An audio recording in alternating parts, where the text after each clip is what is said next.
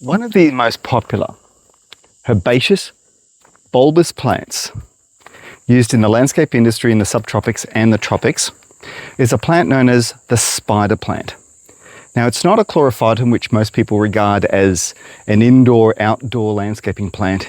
It's actually this. Hymenocallis. This one is speciosa. Another really popular one is littorallis. And they're the two main types grown here in Australia. The flowers are big and bold and spidery. They have that middle section that looks like the body of a spider. Absolutely no fragrance from what I can detect, but they're tough, they're reliable, they are incredibly tough. Now, these plants are native to the tropics and the subtropics of the South America, that kind of area. So they're really well adapted to southeast Queensland and throughout the tropical zone.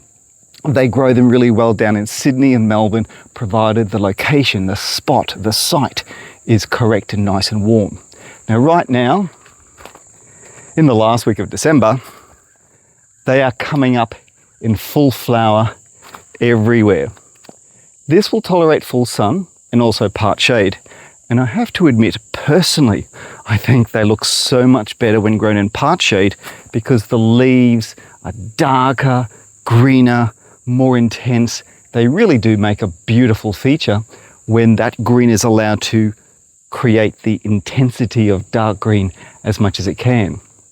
Now, littorallis is also really, really popular, but the leaves are a little bit thinner. The flower is identical, and they are the two main species on the market here in Australia.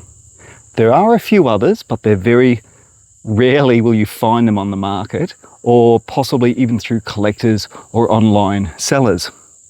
But if you're looking for a big, bold green plant used for edging along large garden beds, it's a great way if it's underneath trees. The trees up above can drop their leaves, they can decompose down in amongst all the foliage, so you really don't have to sweep up any of the leaves. It's a natural leaf collector that will decompose underneath, creates its own organic matter.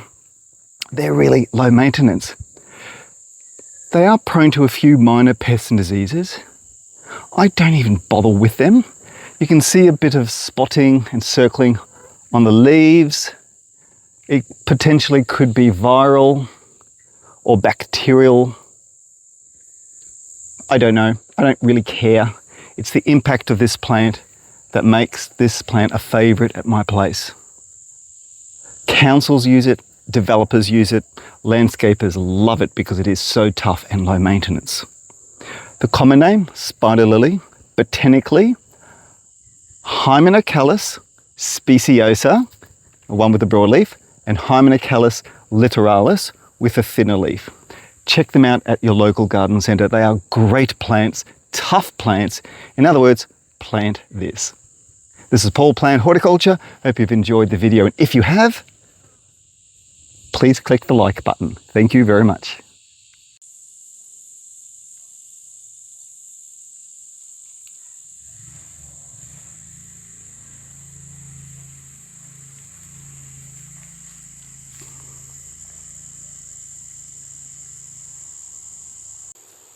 As I mentioned, the Hymenocallis group of plants are from the tropical and the subtropical areas of America. There are, I forgot to mention, some variegated options on the market. Now, this one is Hymenocallis caribaea Variegata, and it's worth noting there's about 67 from the last time I checked species within this genera. So take a look at the options available. I think the plants are absolutely beautiful. This one actually is deciduous where I live, which is in southeast Queensland. And I think it's the chilly nights make it just die down. But every late spring, it pops up again. I like the foliage. I think it's a great plant to use. So the evergreen ones at the back, the speciosa and littorallis, are really good. This is more of a collector's curiosity plant. And for me, who loves variegated plants, and I'll do everything to find a variegated plant, it definitely is on my list of desirable plants. So now it's the finish. Thank you very much for watching. Cheers for now.